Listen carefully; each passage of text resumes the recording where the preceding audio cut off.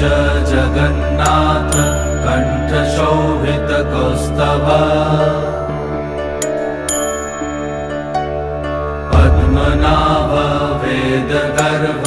चन्द्रसूर्यविलकरा Jagannath Loknath नीलाद्रीश परहरि दीनबन्धुर्दया Sindhu Kripalu जनरक्षक कम्बुपाणि Chakrapani Padmanabha Narottam